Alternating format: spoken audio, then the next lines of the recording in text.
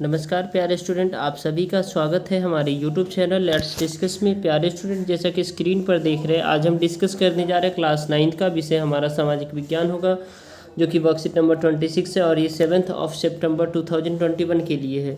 तो dear student, आज हम पार्ट 3 में संविधान निर्माण में हमें संविधान की ज़रूरत क्यों पड़ती है इसे हम पढ़ेंगे। ठीक है, तो चलिए हम स्टार्ट करते हैं। भारतीय संविधान, भारत का संविधान, तो हम सभी को पता है भारत का संविधान एक लिखित संविधान है और लिखित दस्तावेज है। ठीक है, और संविधान किसे कहते हैं, तो संविधान नियम और कानून का लिखित दस्तावेज होता है। ठीक है, तो दुनिया के सभी देशों में ऐसे बुनियादी नियमों की जरूरत होती है जिन्हें उस देश की शासन व्यवस्था को सुचारू रूप से चलाया जा सके, यानी अच्छे ढंग से चलाया जा सके।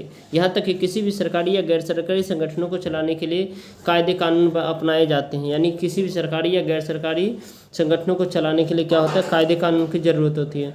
अतः सभी संगठनों को एक संविधान की ज़रूरत होती है। किसकी? एक संविधान की ज़रूरत होती है। अब संविधान लिखित नियमों की एक ऐसी पुस्तक है जिसके नियमों का पालन देश में रहने वाले सभी नागरिकों को करना होगा। भारत में संविधान ही सर्वो कानून होता है। इस संविधान द्वारा नागरिकों के साथ गैर और नागरिकों का सरकार के साथ संबंध तय होता है। ठीक है, अब हम इसमें देखेंगे संविधान के क्या कार्य है। तो देश में एक साथ रहने के लिए लोगों में अपनी आपसी सहयोग और भरोसा विकसित करता है संविधान।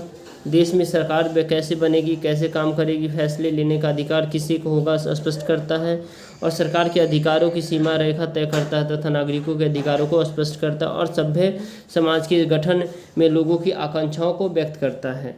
और फोर्थ ऑप्शन है डियर स्टूडेंट, जिन देशों में लोकतांत्रिक शासन व्यवस्था है वहाँ संविधान जरूरी होता है, क्योंकि अमेरिका, फ्रांस, भारत इत्यादि देशों में लोकतांत्रिक संविधान को मान्यता प्राप्त है और धीरे धीरे लोकतांत्रिक शासन व्यवस्था में लिखित संविधान अपनाने का चलन हो गया है। अब इसमें बेहद ही आसान से 4 प्रश्न पूछे गए हैं, 5 है डियर स्टूडेंट। चलिए सभी का एक एक करके आंसर देखते हैं। तो पहला अर्थव्यवस्था,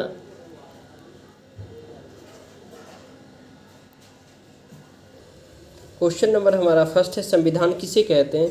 तो किसी भी देश का या किसी देश का संविधान उसकी राजनीतिक व्यवस्था का वह बुनियादी ढांचा ये निर्मित करता है जिसके अंतर्गत उसकी जनता शासित होती है। ठीक है, ये लिख सकते हैं। और किसी देश में संविधान के क्या कार्य हो सकते हैं। तो किसी भी देश में जो है ना डियर स्टूडेंट, संविधान के कार्य निम्नलिखित है। शासन निर्माण की प्रक्रिया का निर्धारण करना, सरकार के सभी अंगों के कार्य और सीमाओं को स्पष्ट करना, जनता के मौलिक अधिकार और कर्तव्य को स्पष्ट करना। उसके बाद डियर स्टूडेंट फोर्थ है, नागरिकों की स्वतंत्रता की रक्षा करना। क्वेश्चन नंबर 3 है, लोकतांत्रिक देश लिखित संविधान ही क्यों अपनाते हैं।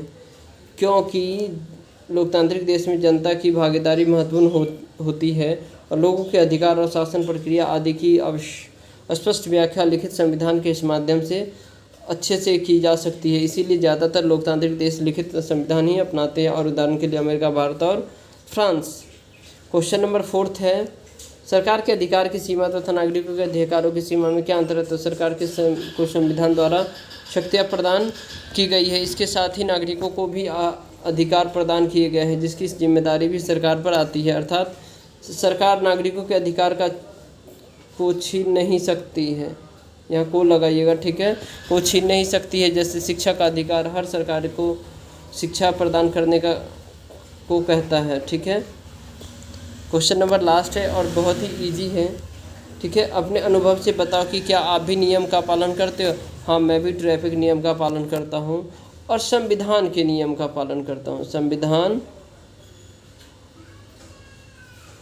के नियम का पालन, ये भी लिख सकते हैं, संविधान के नियम का पालन करता हूँ।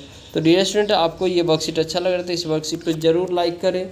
हमारे चैनल पे नए हैं तो चैनल को सब्सक्राइब करें और बेल आइकन को